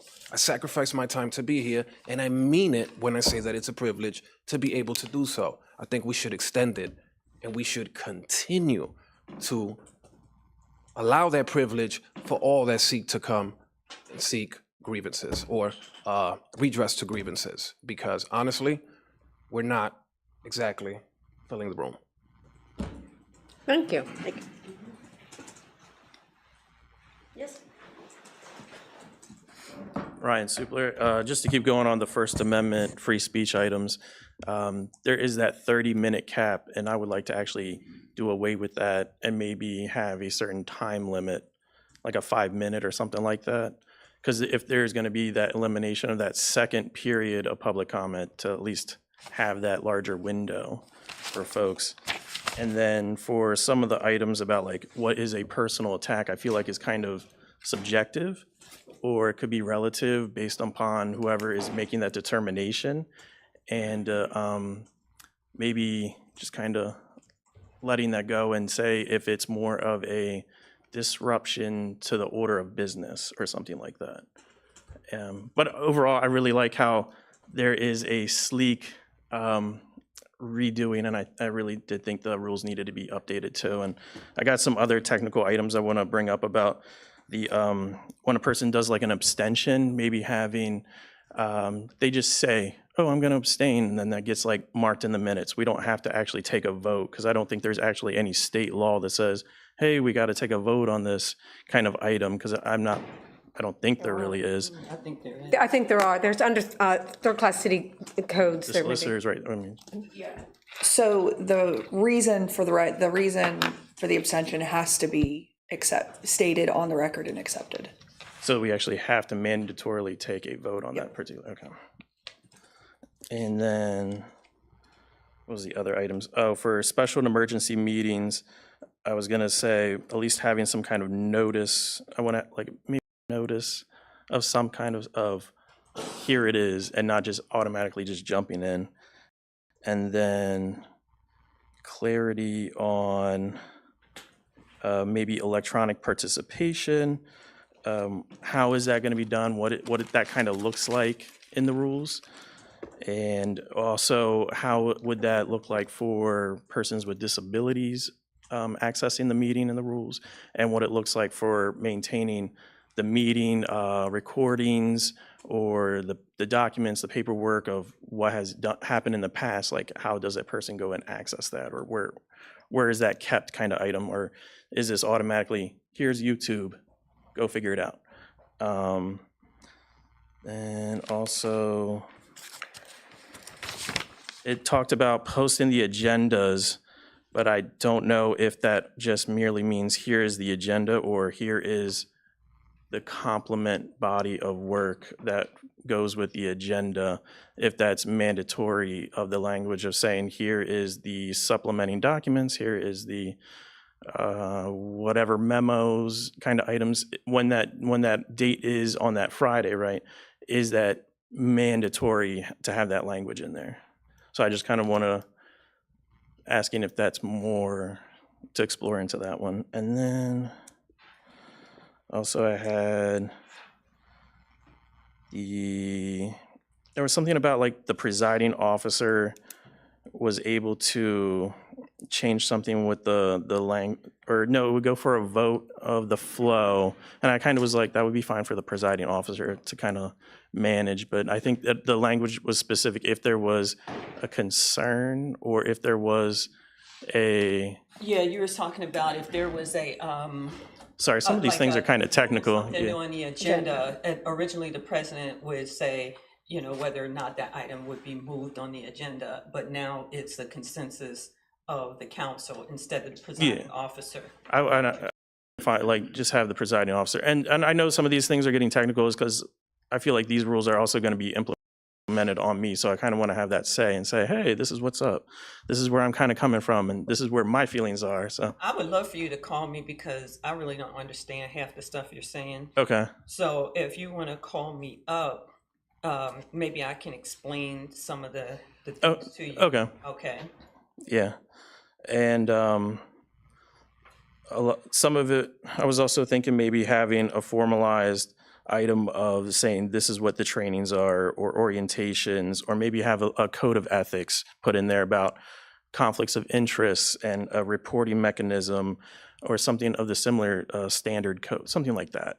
And maybe having a body related to social media of how, because I've seen like other jurisdictions have your personal social media account is you, and this is not the jurisdiction of I think you're the getting city. a little I too involved. maybe it is, but I just kind of feel like if they're going, if these rules are kind of getting redone, I kind of want them like, okay, this is going to be like the best body here, you know? I think you might be talking about maybe two separate things, because if you're talking about social media policies, I don't think that would be part of the rules and procedures of council. I think it would be a separate kind of thing that maybe would even fall under. And we sign the ethics form Yeah, every year. HR, yeah. You know, those are all separate entities, you know. That's why I want you to call me, Ron, Yeah. so we can kind of go over some of this stuff. Okay. I mean, because you're going to be here next year. Yeah, You're gonna I want to have my, so let's make sure that we got yeah, I mean, things in there that address your concerns. yeah, I really like that this is being looked into and redone, so I just want to make sure that my ideas are going to be put into this. Yes, moving as forward. long as they're not crazy and excessive. Thank you. Yep. As we were speculating that we won't vote on this till January, I would like to make a motion that we keep this in committee so that we can have some more edits to it, to contemplate the edits that we've received from the public. Well, I would recommend, I don't know that I would recommend that it come up for a vote, and that my recommendation would be that they approve it, and then you can bring it up in committee for additional, because if most of the framework is there to follow, then have those rules in place, but then recommend that it come up in committee, submit it, and we can consider making additional changes to it to make it better. You mean during legislative? Right. Right, Mhm. yes. So move it forward, and like other legislation, we make amendments before we act on it. Yes. But we can also leave it in committee and make changes to it as well? Sure, if you want to leave it in committee, then it's come January, I October. guess you'll still be I won't vote on the We have old. November. No, we don't have committee in November or November or December. December. That's why I was So- saying that, yeah. We don't have committee in No. November or Mhm. December. Yeah, because we have Thanksgiving and Christmas, and it's just all over the place. So, what's that? I know, right? I mean, Okay. yeah. Yeah, because in Did not November, but we remember only that have we Monday did through not have Wednesday, and committee at the in end of November and December.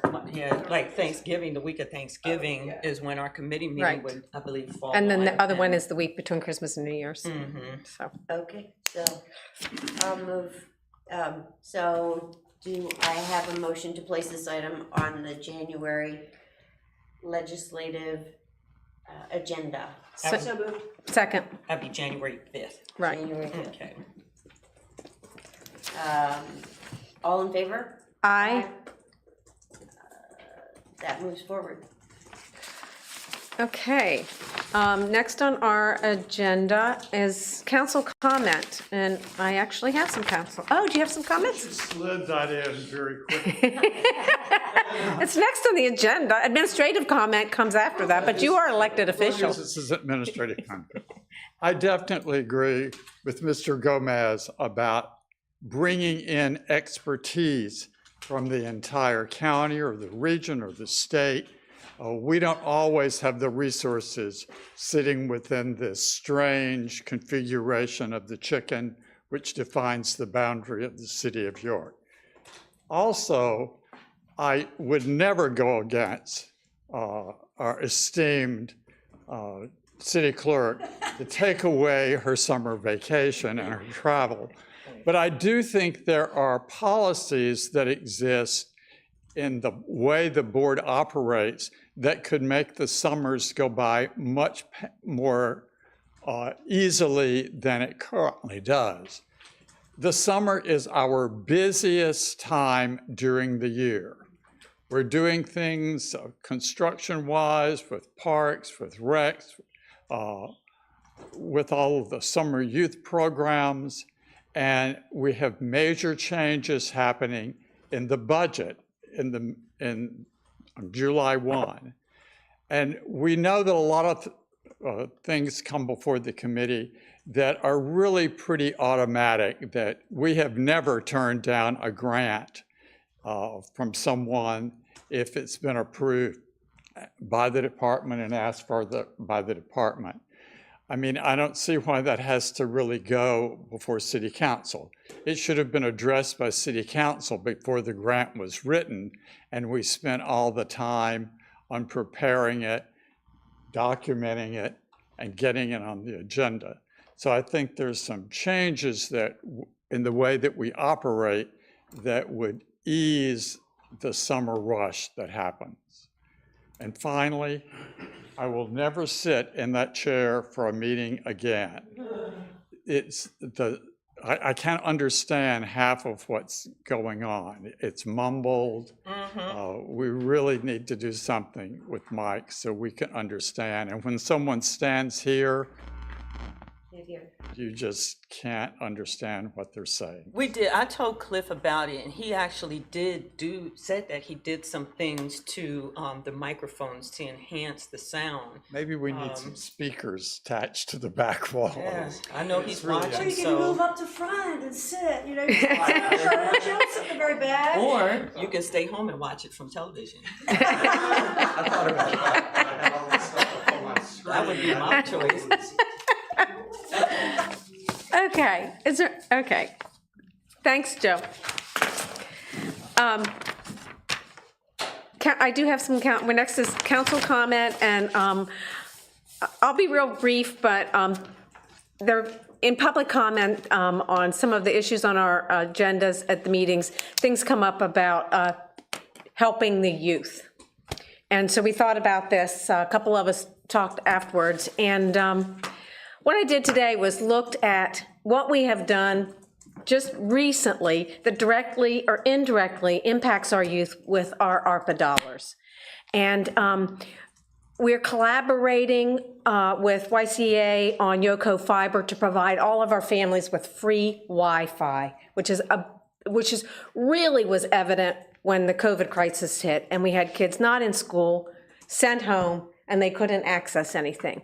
So that's coming, and we're part of that. That will be across the city. The park master plan that we funded for improvements to Kiwanis, Noonan, Farquhar, and Bance parks, and kids were actually involved in that. They were taken to the parks and asked, what would you do differently, or what were your needs? Basketball courts and bathrooms at Memorial Park, improved park lighting at Williams Park, the Sylvia Newcomb Center gym and center that will be used, summer and youth programs, the reprogram with the city police, the more graduations, less funerals, which funds scholarships for youth at HAC, the park at the police station the pocket park from when people need to go there. Crispus Attucks job training was on our agenda again tonight. We've worked with them for several programs that actually one of them was a summer program. The Penn Park camera system, which has made our youth feel safer in the parks. I even have to look at the lead hazard reduction program that we collaborated with the county on, because our children are the ones who are more impacted. Children and pets we can absorb it as grown-ups, as adults, as bigger people. It doesn't have the impact on us that it does have on kids. So, and again, more training through the APJ Foundation and the York Tech Centers. I just want to say that we have been thoughtful. Would we always like to do more? Yes, but we do keep the needs of our youth and the benefit to our community in investing in our youth in the forefront. So, and we have to mention the support of the DBI, the less funerals, more graduations, scholarships with that. You know, I think investment is being made in some of those preventive, proactive programs. right. So, you know, we can always do more, but it is on our agenda. Do we have any administrative comment? Oh, I want to, if we're. Oh, you have a comment? comment? Yeah, sure. Yeah, so, sorry. It's mostly financial, and it's more directed at the administration, and I would, it is October, it is the beginning of the fourth quarter. ARPA requires quarterly reporting, and the administration usually shares with us, when we request it, the quarterly reports that they have to submit to Treasury. And so as we're at the end of October, I will look forward to us getting the September 30th ARPA reports, because the website, the city website with I forget what you called it, the dashboard. The dashboard. It's not, they can't. Is not working. So I will look forward to that, because we do still have a year and a quarter left to spend all the ARPA funds. So that's ARPA. And do you want me to just wait till you if you finish? want to. I just want to say that in the meeting today, they're working on it. They're not done this month, but they are working on it. They do, Accenture does the reporting for us. They get the information from us, and it's being worked on. Super. Excuse me? Super. Oh, I thought you said super slow. Super. I said, no, they're not super And slow. Excuse me? Well, I think, I'm sure it's due to Treasury tomorrow, or the 31st. I would expect, it's due 30 days, I think, after the quarter that I end. don't know, but I know it's all being so worked on. We'll see it soon, and In that's process. great. Yes, they've been hitting all the other quarters. I would love that if they would put the quarterly reports in place of the dashboard. Just plop them out there, every quarterly report, but. Accenture has a policy that they cannot publicly post that. I'm sorry. Okay, so That's just an Accenture policy, it's not a city policy. you can go to the US Treasury website and That's right. find us through, I think, June or March, so just keep an eye there. So, 2019, when we completed the audit, when the audit of the financial statements was complete, I understand that it also needs to be updated on the state DCED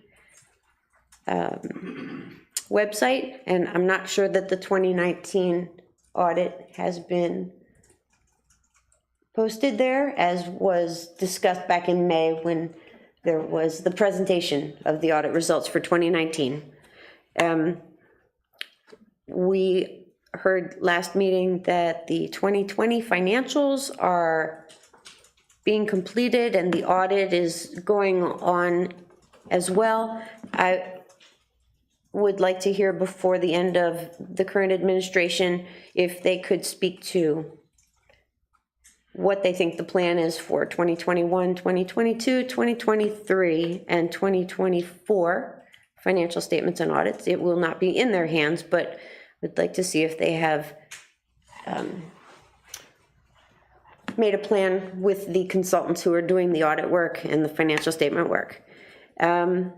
Pension payments. Pension is a very big piece of the budget, and I am tried to learn from the administration all year if they were making pension payments on time or if they were making them early, because I heard some advice that if you made them early when rates were higher, when the interest rates were higher, it's better for the investment versus waiting till the end of the year. I hadn't gotten any information about pension payments, and I would like to learn more. And the sewer fund, the wastewater treatment plant sale, right?